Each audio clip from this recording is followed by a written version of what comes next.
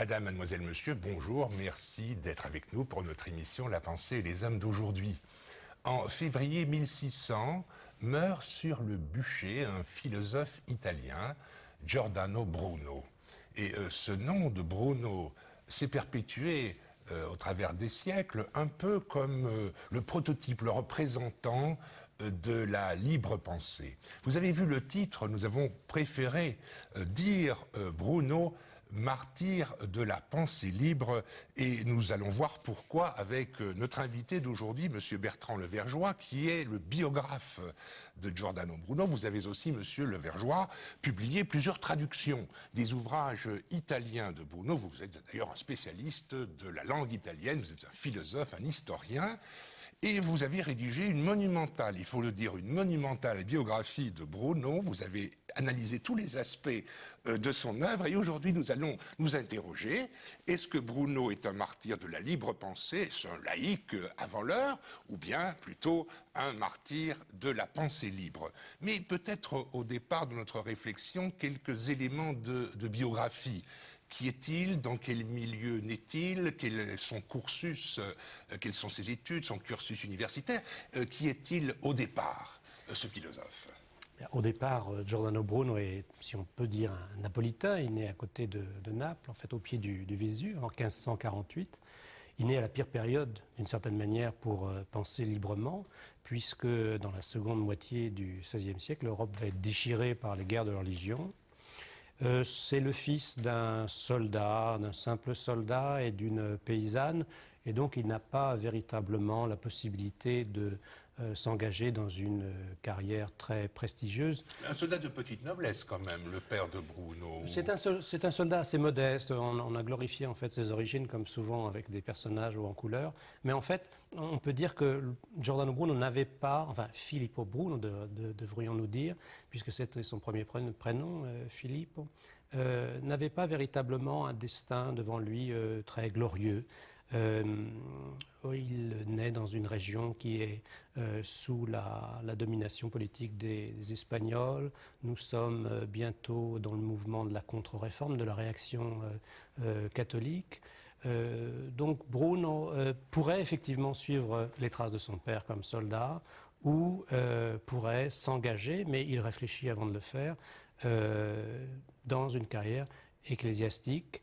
Il choisit la carrière ecclésiastique après quelques années de réflexion. C'est un novice assez brillant. Il rejoint Naples et suit une formation, je dirais, traditionnelle de dominicains dans un couvent qui est très prestigieux. Et c'est donc en fait un parfait dominicain à l'origine que Bruno, paradoxe si on considère la fin tragique que vous avez citée de Bruno sur le bûcher de l'Inquisition, qui sera donc en fait jugé par les siens, par les dominicains. Alors ce choix des dominicains n'est peut-être pas fonction des dominicains eux-mêmes, mais plutôt de la formation qu'ils offraient, notamment dans la ville de Naples. Il y avait d'autres choix pour Bruno dans la carrière ecclésiastique et dans les ordres réguliers. Certes, cela dit, le couvent de San Domenico Maggiore de Naples, où il se forme, est l'un des couvents les plus prestigieux de l'Italie à l'époque. Bruno est un élève brillant et il va d'ailleurs faire une carrière extrêmement brillante dans ce couvent de dominicains, jusqu'à un certain point, jusqu'au point de la rupture, une rupture qui n'a aucune raison morale. Il faut savoir que l'époque est assez troublée, le couvent est infesté de frères prêcheurs qui s'adonnent à la prostitution, qui volent, qui même assassinent, certains finissent aux galères. On n'a rien trouvé sur Giordano Bruno qui puisse en faire un mauvais dominicain, au contraire, c'est le parfait dominicain. Pourtant, il y a très vite un procès qui lui pendait, si j'ose dire. C'est le dominicain de trop, si j'ose dire, puisque Bruno a le péché mignon, si j'ose dire, de réfléchir. Il commence à repenser les dogmes, et il s'oppose au sein de son couvent, avec sa hiérarchie, sur des questions strictement dogmatiques. L'heure n'est pas véritablement au dialogue en cette seconde moitié du XVIe siècle. Donc il comprend qu'un procès lui serait fatal, en tout cas fatal au développement de sa pensée, et il décide de fuir son couvent. Et quels sont les points du dogme catholique qu'à cette époque-là, Bruno est encore jeune, quels sont les points qu'il met en cause? Alors ce sont des choses qui nous paraissent secondaires aujourd'hui, mais on a d'une part le culte des saints qu'il minimise. Donc ça sent un peu le protestantisme, ça, la contestation du Disons culte des saints. on peut lui reprocher ce protestantisme-là. Deuxièmement, il lit en cachette Érasme qui est condamné à l'époque. Et troisièmement, et surtout, il défend les anti-trinitaristes, ceux qui sont opposés à la conception de la Trinité. Mais il les défend non pas parce qu'il soutient leur cause, mais parce qu'il défend les arguments de ses adversaires pour mieux les contester. On ne lui pardonne pas ce genre de pensée libre. C'est la raison pour laquelle donc il fuit. Et alors il fuit vers un ailleurs. Où va-t-il? Il fuit vers un ailleurs, mais qui ressemble à nulle part à l'époque, car, comme je vous l'ai dit, socialement, ses origines modestes le vouent à n'être rien s'il n'est pas religieux. Alors il va avancer vers le nord de l'Italie. On le retrouve demandant l'hospitalité de couvents de dominicains. Donc il n'est pas véritablement dans un esprit de rupture définitive avec son ordre religieux. On le retrouve à Venise où il publie un texte dont on ne sait que très peu de choses à vrai dire et dont on a perdu la trace. On voit déjà que Venise étant une espèce de capitale de l'imprimerie et de l'édition à l'époque, que Bruno veut sortir en tout cas de l'enfermement conventuel pour pouvoir libérer sa pensée, délivrer quelque chose qui lui soit propre. Il va essayer donc de trouver un refuge, mais le contexte italien ne s'y prête guère. Donc il décide d'émigrer et de se retrouver à Genève, où il y a une sorte de communauté italienne, mais surtout bien sûr marquée par des idées plutôt proches du protestantisme, plutôt proches des calvinistes bien sûr. Et il adhère même d'ailleurs au calvinisme. En réalité, il adhère au calvinisme pour pouvoir suivre des cours de philosophie. Il s'oppose à ce professeur de philosophie qui donne des cours sans, on le sait, connaître grand-chose à Aristote. Il publie même un pamphlet pour montrer que lui, Giordano Bruno, connaît mieux Aristote que ce professeur. Et il est excommunié de la communauté calviniste. Donc on le voit déjà donc apostat et excommunié par les calvinistes. Il ne reste pas beaucoup de possibilités à Bruno, donc il choisit la France. Alors il était déjà un peu en danger à Naples, hein, on le suspectait d'être anti-Trinité. Il est suspect à Genève. Que peut un religieux dans son cas à son époque? Est-ce que la belle solution n'est pas de devenir un enseignant, un universitaire, de dispenser dans une université quelconque son savoir, sa science, ses recherches? Certes, il faut trouver un contexte qui soit propice. À partir du moment où vous avez décidé d'abandonner le froc, quand vous avez rompu avec les dominicains, quand vous êtes lié aux calvinistes, il ne vous reste pas beaucoup de possibilités en Europe, sinon les luthériens. En réalité, Bruno décide, après son excommunication genevoise, d'aller en France, qui est complètement, comme on le sait, ravagée par les guerres de religion. Et on le retrouve dans un fief ultra-catholique à Toulouse.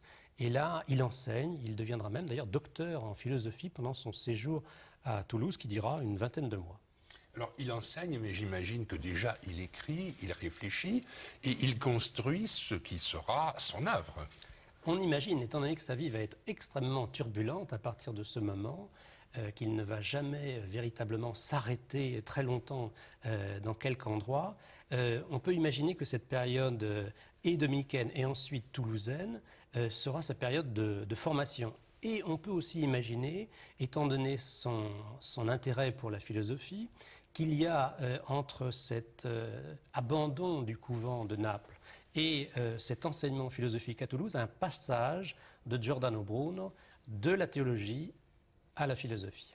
Est-ce que ce sont deux sciences qui sont considérées comme inconciliables à l'époque? Non, surtout pour un dominicain, dans la mesure où Giordano Bruno connaît son saint Thomas sur le bout des ongles. Il n'empêche qu'il faut choisir son camp dans cette période extrêmement troublée, et que choisir le camp de la philosophie contre la religion, ce qui marquera la pensée de Giordano Bruno, c'est la chose la plus risquée. Et alors, que va-t-il se passer pour lui? Qu'est-ce qu'il fait? Il reste à Toulouse ou bien il doit partir? Il est pourchassé par ses ennemis? Toulouse est une ville qui est en fait ultra-catholique, mais qui est encerclée par les protestants à l'époque. Il y a un petit parfum cathare aussi, j'imagine, qui flotte c'est dans une les zone environs. c'est une zone extrêmement trouble. Donc il décide de rejoindre la capitale, de rejoindre Paris, pour se faire remarquer par son art de la mémoire. Comme tout bon dominicain, comme tout bon frère prêcheur, c'est un spécialiste de l'art de la mémoire. Il est tellement d'ailleurs spécialiste qu'on lui prête une rencontre avec un des papes durant son adolescence, où il aurait fait preuve de ses talents d'artiste, si j'ose dire, de la mémoire. Alors en quoi consiste cet art de la mémoire, cette mémotechnie? C'est assez complexe, je passerai sur les détails, mais il s'agit effectivement de trouver des systèmes à base de chiffres, de lettres, de signes, qui permettent de mémoriser des savoirs, d'être soi-même son propre ordinateur, si j'ose dire, d'une certaine manière. D'être un pic de la Mirandole. D'être une espèce de pic de la Mirandole, en tout cas l'image de pic de la Mirandole qu'on a. Et on lui prête à Paris le fait d'avoir fasciné le roi Henri III pour ses compétences en matière de mémoire. Là, il connaissait beaucoup de choses, Bruno, et il pouvait les dire. Je veux dire, il pouvait prouver que ces techniques de mémoire, que ces mnémotechniques avaient quelque valeur. Pour nous, ça nous semble très très lointain. C'est un univers qui nous semble très lointain, mais il est évident que, en dehors du fait que le roi Henri III est lié par sa famille à l'Italie, par les Médicis, et on peut imaginer que la rencontre s'est faite plutôt en langue italienne. En dehors de ces accointances, disons, entre un ex-dominicain italien, un roi de France qui essaie de trouver une voie moyenne en pleine guerre de religion, en se mettant aussi loin que possible des ultra-catholiques, des tenants du duc de Guise et des ultra-huguenots, on peut imaginer aussi que le savoir, en tout cas je dirais la prestation de Brun, a joué un rôle décisif dans sa carrière parisienne, puisqu'il va recevoir une chaire de lecteur royal. Alors ce collège des lecteurs royaux deviendra, aujourd'hui on le connaît sous le nom du Collège de France. Donc il a une chaire, qui lui permet sans doute, on n'en a pas la preuve stricte, d'enseigner, en tout cas d'enseigner parallèlement à l'enseignement traditionnel des Sorbonnards. Enfin voilà, il a réussi, il a une chaire, donc il a des moyens d'existence, il peut exprimer ses idées, ses pensées, et pourtant il va encore continuer à voyager, il va quitter Paris, il va bouger. Tout à fait, alors on peut dire que c'est une consécration, si on imagine tout ce qu'on vient de dire sur sa vie, sur ce parcours déjà tumultueux. Il arrive à la cour de France, mais un ex-dominicain qui en plus a été excommunié à Genève, qui se retrouve proche du roi Henri III, devient assez rapidement encombrant, d'autant que Bruno a l'art de se faire remarquer.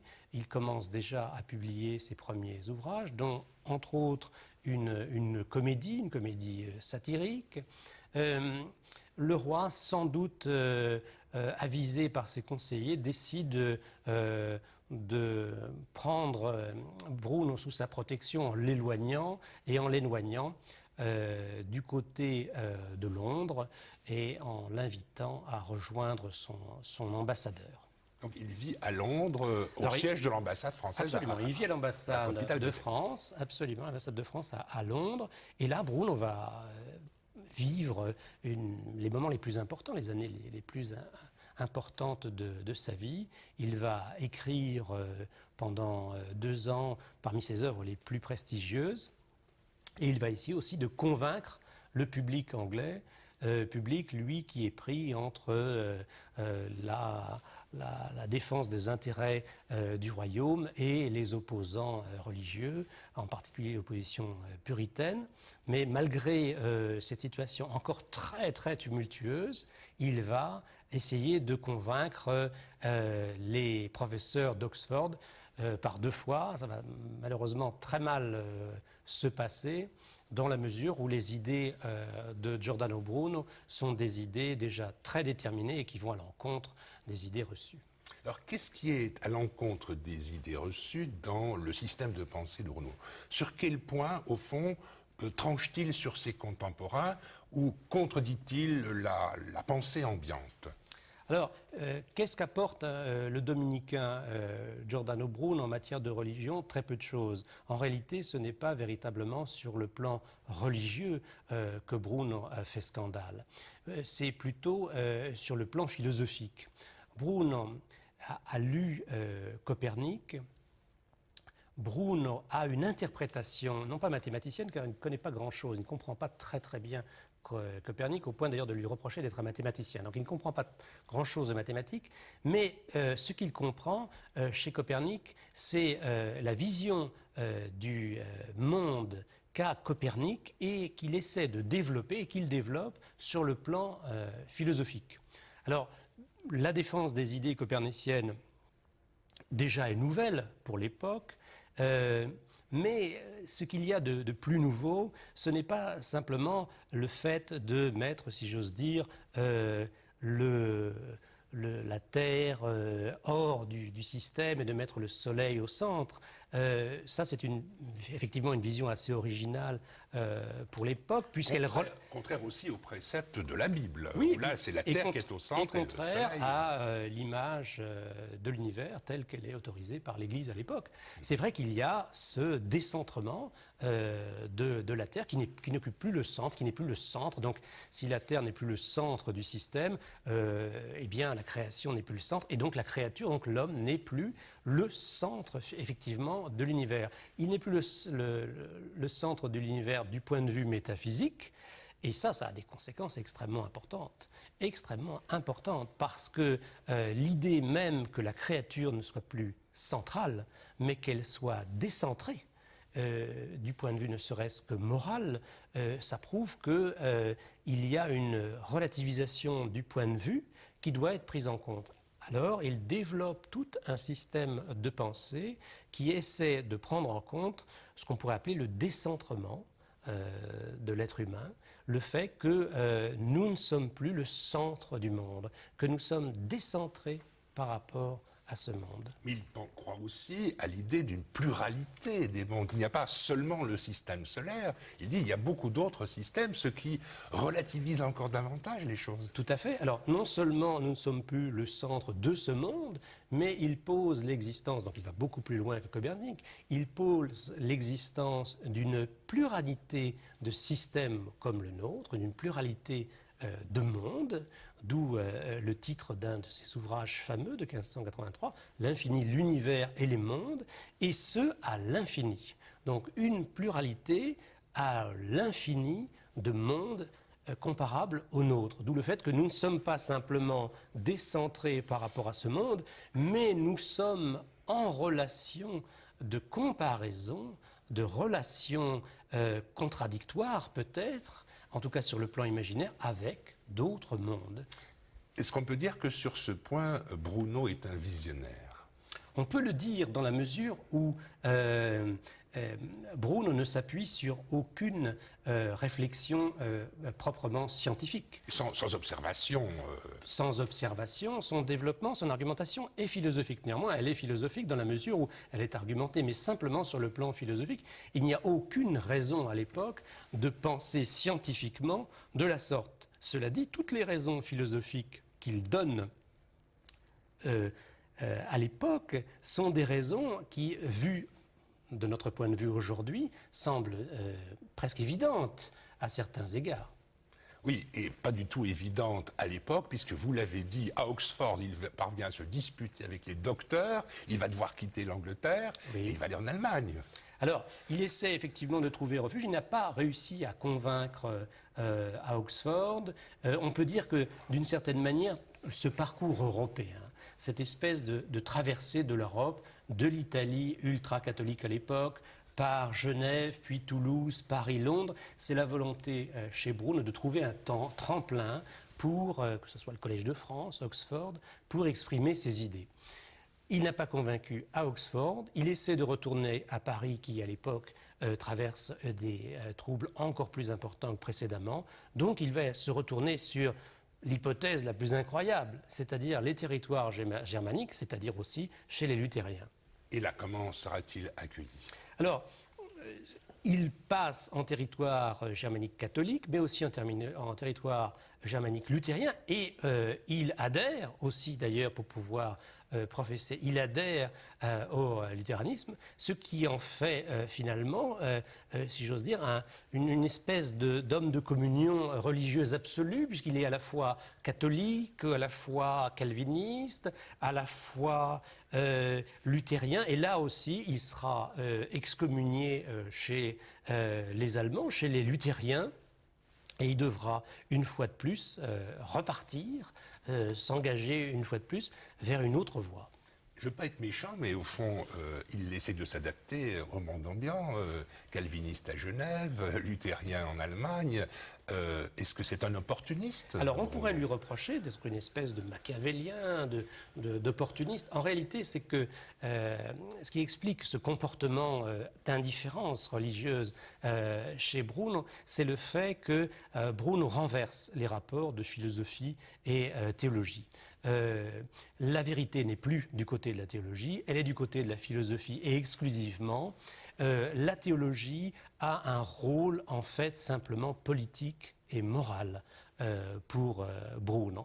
Elle est donc soumise à la vérité, à la recherche du moins de la vérité, cette recherche de la vérité qui est l'apanage des philosophes. Donc il y a un renversement de la hiérarchie entre philosophes et théologiens, ce qui fait que pour Broun, que le théologien a priori soit catholique, soit calviniste ou soit luthérien, ce n'est pas la chose la plus importante, même s'il y a un privilège qui est accordé chez Broun en bon ex-dominicain pour les catholiques. Alors, d'Allemagne, il se rend à Venise, et c'est là qu'à la suite de diverses circonstances, il va être arrêté, envoyé à Rome, et puis jugé, et condamné, et brûlé. Et oui, alors il revient en Italie, sans doute on pense, il revient surtout à Padoue d'abord parce qu'il brigue une chaire de mathématiques, mais je vous ai dit ses connaissances tout à fait relatives dans ce domaine.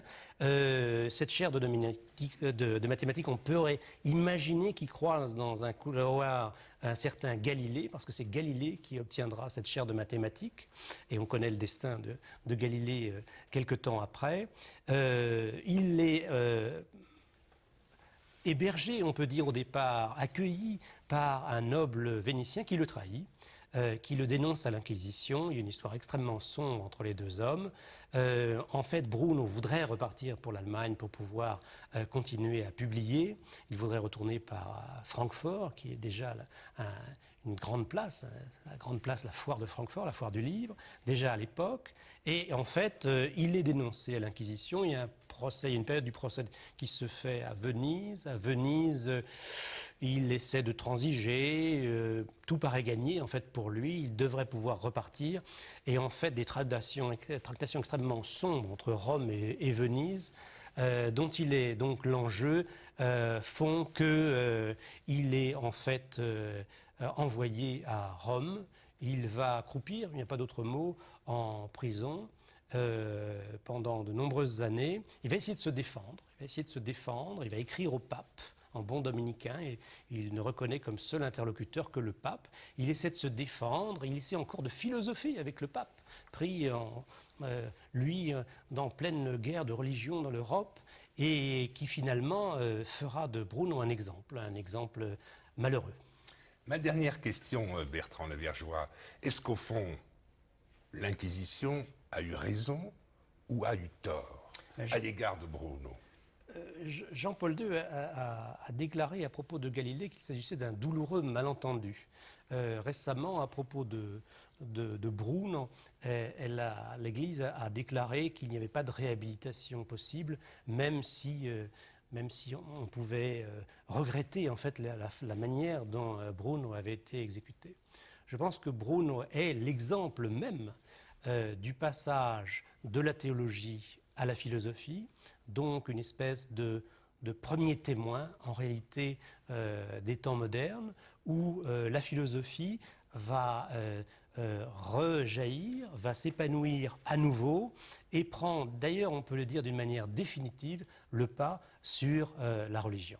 Alors, penseur libre ou libre penseur? Eh bien, s'il a été l'étendard des libres penseurs à partir du XIXe siècle, en Italie et ailleurs, si ça a été le symbole même de la cause maçonnique, je crois que pour toujours, ça sera le représentant de la pensée libre. Eh bien, merci Bertrand Levergeois. Je rappelle que votre ouvrage intitulé Giordano Bruno est paru à Paris aux éditions Fayard. Madame, mademoiselle, monsieur, merci, à très bientôt. Et voici maintenant quelques informations du monde de la laïcité. Les jeunes des institutions publiques d'aide à la jeunesse et de l'ASBL, jusqu'ici tout va bien, exposent leurs photos du 8 au 19 janvier dans les locaux du Centre d'Action Laïque au campus de la Plaine, ULB, à 1050 Bruxelles. Informations au 02 502 01 08 ou au 02 627 68 11.